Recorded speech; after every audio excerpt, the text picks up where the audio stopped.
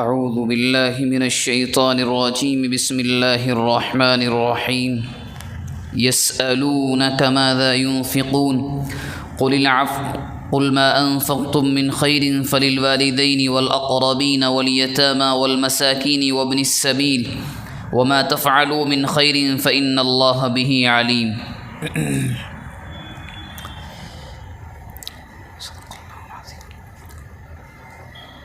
یہ قرآن مجید کا دوسرا پارہ ہے اور سورہ بقرہ کی آیت نمبر 215 ہے۔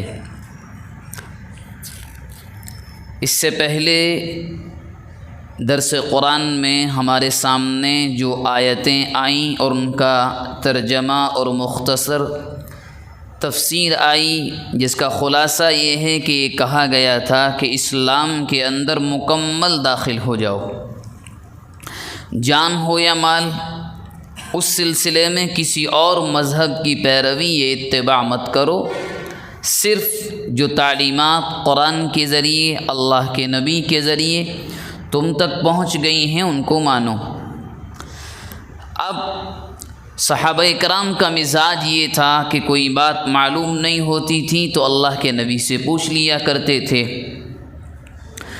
تو صحابہ کرام نے جو سوالات کیے ہیں وہ بہت کم ہیں، کیونکہ صحابہ کا مزاج صرف کام کا سوال پوچھنے کا تھا، جس سوال کا کوئی مطلب نہ ہو، بے تکے سوالات۔ جیسے بعض لوگوں کا مزاج ہوتا ہے کسی کو آزمانے کے لیے، پریشان کرنے کے لیے، یا ایسے سوالات کہ جن کا خود کوئی مطلب نہیں ہوتا، بعض لوگ ایسے سوالات پوچھتے ہیں۔ مگر صحابہ کا مقصد ہوتا تھا، حضرت عبداللہ بن عباس فرماتے ہیں کہ صحابہ کی جماعت ایسی تھی کہ کبھی بھی ان لوگوں نے اللہ کے نبی سے بے تکا سوال، بے مطلب کا سوال کبھی نہیں کیا ہے۔ صرف اس نیت سے سوال کرتے تھے کہ علم میں اضافہ ہو، شریعت کو جانیں اور عمل کریں۔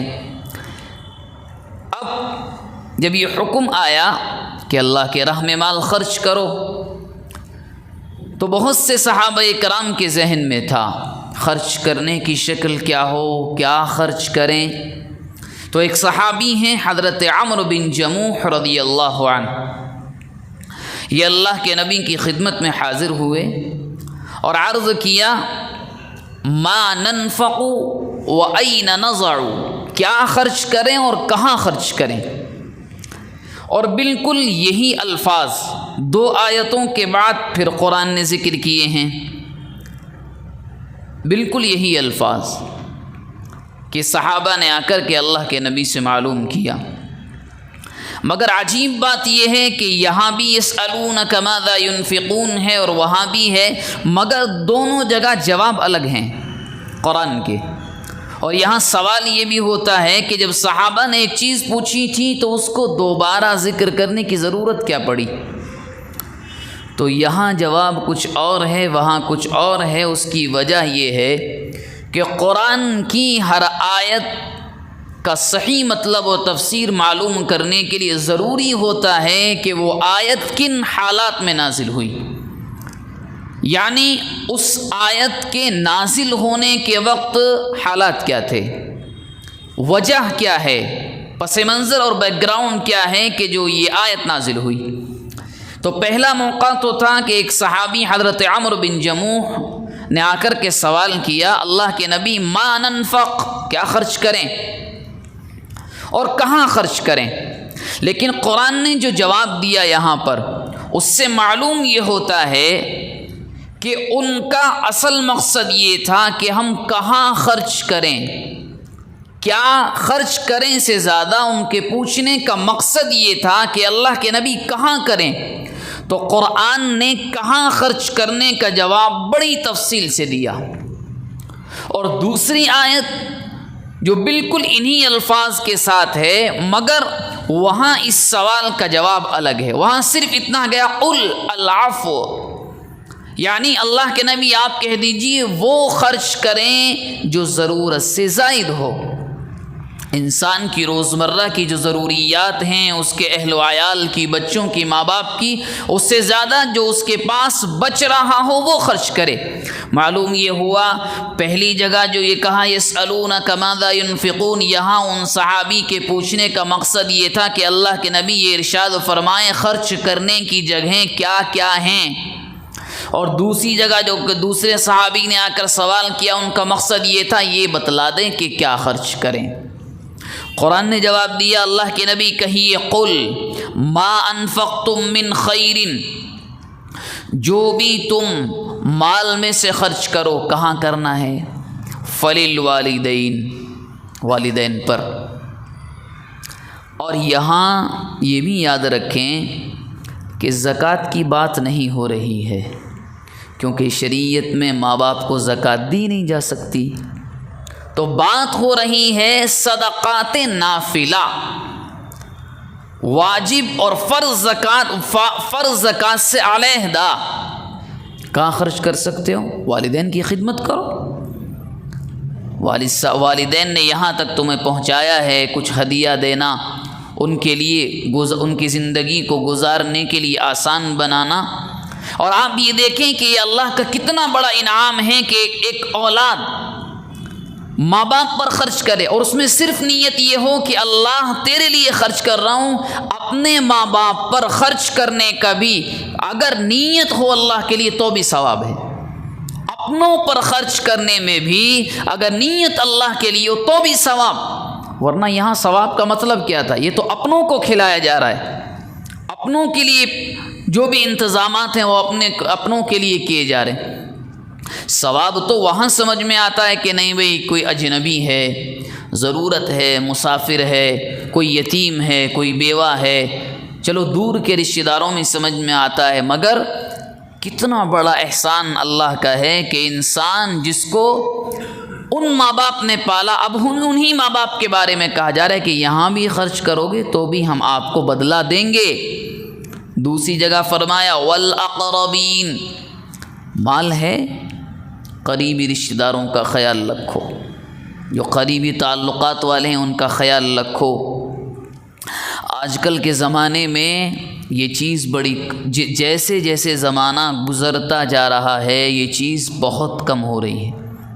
آپ خود غور کریں، ایک زمانہ وہ تھا کہ گھر میں، یہ زیادہ پرانی نہیں، بڑوں سے پوچھ کر دیکھیں 10 یا 20 سال پہلے، اس میں چاہے ہم ہیں یا کوئی بھی، اب تو چونکہ زمانہ اتنا آگے بڑھ گیا ہے جس کو دنیا ترقی یافتہ زمانہ کہتی ہے کہ آج کل اگر کچھ پک جائے گھر میں، سالن ہو یا کچھ بھی ہو، کچھ اچھی چیز بنے، بھائی ہوں تو بات الگ ہے، اگر پڑوسی ایسا ہو جس سے کوئی تعلق نہ ہو تو پوچھا بھی نہیں جاتا۔ یہ نشانی اسی چیز کی ہے کہ ہم اور آپ یہ بھول گئے ہیں کہ والاقربین، قریبی کا بھی خیال رکھنا ہے، اس میں رشتہ دار بھی ہے، قریب کا پڑوسی بھی ہے۔ والیتاما، یتیم اس کو کہتے ہیں جو ابھی بالغ نہ ہوا ہو اور باپ اس کا چھوڑ کر چلا جائے، اس کو یتیم کہتے ہیں۔ اگر ہاں کوئی بالغ ہو گیا ہے، باپ کا انتقال ہو جائے تو یتیم نہیں کہا جائے گا، گرچہ زمانے میں تھوڑا رحم کھا کر، ترس کھا کر یتیم بول دیا جاتا ہے، مگر پھر بھی اگر انسان کو اللہ نے اتنا مال دیا ہے تو یتیموں کا خیال رکھنا، اور اس کی تو اتنی فضیلتیں ہیں یتیم کی، اللہ کے نبی نے بے شمار جگہوں پر فرمایا۔ ایک جگہ فرمایا ایک گھر تو وہ ہے کہ جو اللہ کی رحمتوں سے بھرا رہتا ہے۔ کیسا؟ صحابہ نے پوچھا کون سا گھر؟ فرمایا وہ گھر جس میں یتیم کی پرورش کی جاتی ہے، اس کا خیال رکھا جاتا ہے۔ اور دوسرا گھر وہ ہے جو ویران رہتا ہے۔ وہ کون سا گھر کہ یتیم تو ہوتا ہے اس میں مگر پوچھا نہیں جاتا، خیال نہیں رکھا جاتا۔ تو اور ایک جگہ یوں فرمایا یتیم کے بارے میں، جو یتیم کے سر پر ثواب کی نیت سے ہاتھ پھیرتا ہے، اس کے ہاتھ کے نیچے جتنی نیکیاں آتی ہیں، جتنے بال آتے ہیں اتنی نیکیاں اس کو ملتی ہیں۔ صرف رحم کھا کر ثواب کی نیت سے ہاتھ پھیرنے کا بدلہ اتنا ہے کہ کتنی نیکیاں اللہ تبارک و تعالیٰ کی جانب سے ملتی ہیں۔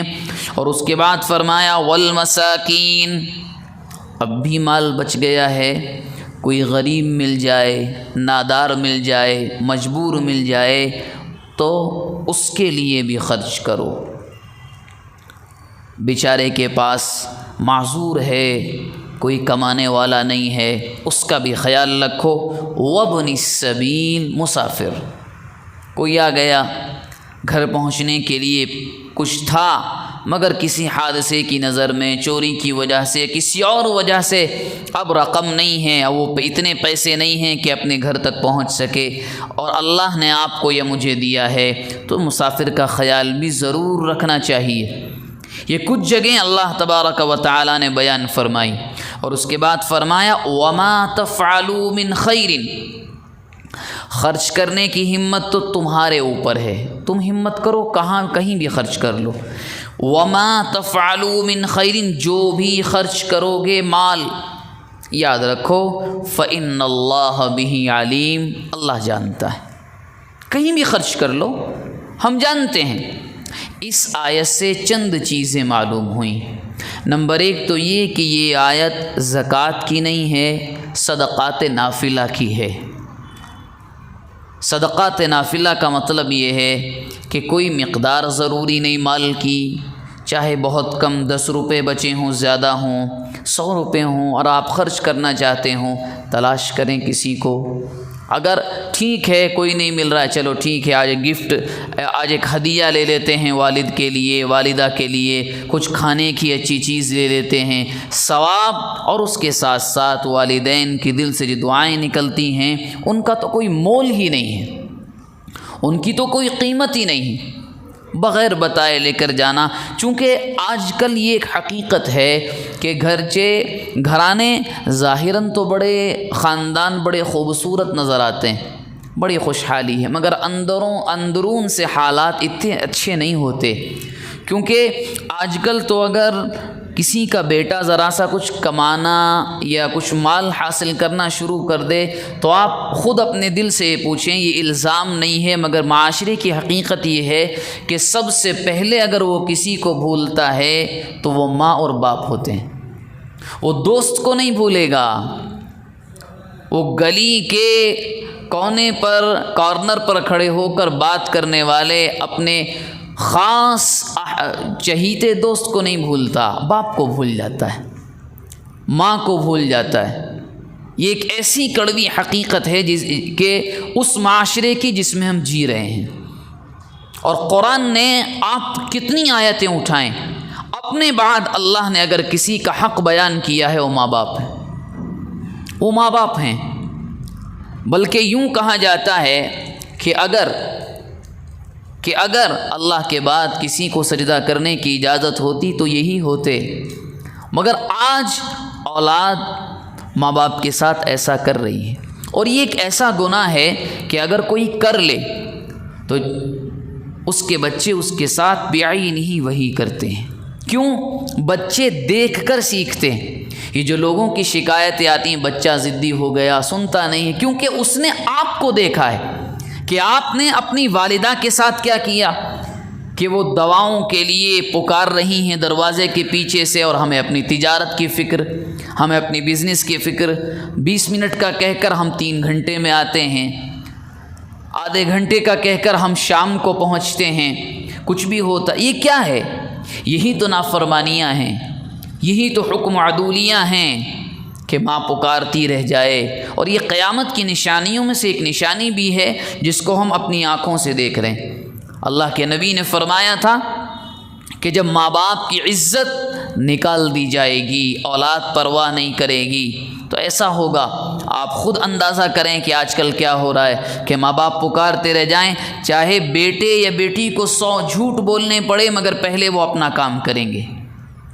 والدین کے کام کو ترجیح نہیں دی جاتی، بزنس کو ترجیح ہے، ہر چیز کو ترجیح ہے۔ ماں کی دواؤں کو ڈاکٹر کو دکھانا ہے یا ان کا کچھ اور کام ہے، کوئی خاص ضرورت ہے، اس کو ترجیح نہیں دی جاتی۔ ہاں، انکار اس بات کا نہیں ہے، معاشرے میں رہتے ہیں چند اللہ کے بندے، مگر حکم تو اکثروں پر لگایا جاتا ہے کہ اکثر تعداد کیا کرے۔ یہ ہو رہا ہے معاشرے میں، اور دوسری چیز یہ معلوم ہوئی اس آیت سے کہ قرآن مجید میں جتنی آیات ہیں ان سب کا اپنا اپنا پس منظر اور بیک گراؤنڈ ہوتا ہے. ہر آیت کا بیک گراؤنڈ الگ ہوتا ہے، وہ کن حالات میں نازل ہوئی، وہ کب نازل ہوئی. اور ایک بات یہ معلوم ہوتی ہے کہ قرآن نے یہ کہا کہ اپنی ضرورت سے زائد مال ہو تو خرچ کرو. مثال کے طور پر ایک اللہ کا بندہ لاکھوں روپیہ اللہ کی راہ میں خرچ کر رہا ہے، قرض اس کے اوپر اس سے زیادہ ہے تو خرچ کرنا مناسب نہیں. پہلے قرض ادا کرو، اس کے بعد خرچ کرو.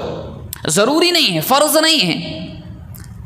قرض اتنی اہم چیز ہے کہ اللہ کے نبی نے بعض مرتبہ نماز جنازہ پڑھنے اور پڑھانے سے منع کر دیا کہ میت پر، مرحوم پر یا مرحومہ پر، جانے والے پر قرض ہے، پہلے اس کے ذمہ دار، اس کے وارثین اس کو ادا کریں. پہلے قرض ادا کروایا جاتا ہے. مرنے والے پر جو مسئلہ ہے پہلے قرض ادا کروایا جاتا ہے. پھر اگر اس میت نے کوئی وصیت کی ہے کہ میرا اتنا مال فلاں میرے بیٹے کو یا فلاں مدرسے کو یا مسجد کو دے دینا، تب جا کر وصیت ہے. پہلا قرض. اور زندگی میں بعض لوگ نہیں، ہم نے یہ بنوا دیا، یہ بنوا دیا، اور دوسری جانب لوگوں کا کروڑوں کھائے بیٹھے ہیں. اس خرچ کرنے کا کوئی فائدہ نہیں ہوگا. کوئی فائدہ، کیا فائدہ ایسے خرچ کرنے کا؟ انسان اگر صرف حقوق ادا کر دے، نفل کوئی چیز نہ کرے، وہ آج کل کے زمانے میں جنتی ہے. جو اس پر حقوق ہیں، کسی کا لیا ہے، اس کو ادا کر دیں.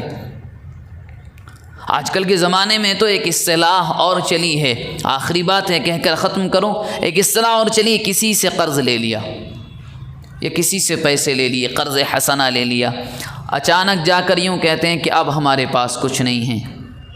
بیچ میں کسی آدمی کو لے کر آتے ہیں. اس کے بعد میری اور آپ کی زبان میں ایڈجسٹمنٹ کے سیٹلمنٹ ہوتا ہے. سامنے والے جس نے قرض دیا ہے تمہاری ضرورت کے موقع پر، اس کو مجبور کیا جاتا ہے کہ آپ نے 1 لاکھ دیے، 80,000 لے لو، 70 لے لو. کیا ہے؟ کیا اس کا بدلہ جو باقی پیسے آپ نے سامنے والے، وہ تو مجبوری میں لے گا کیونکہ اس کے معلوم ہے کہ کم از کم اتنا تو آئے.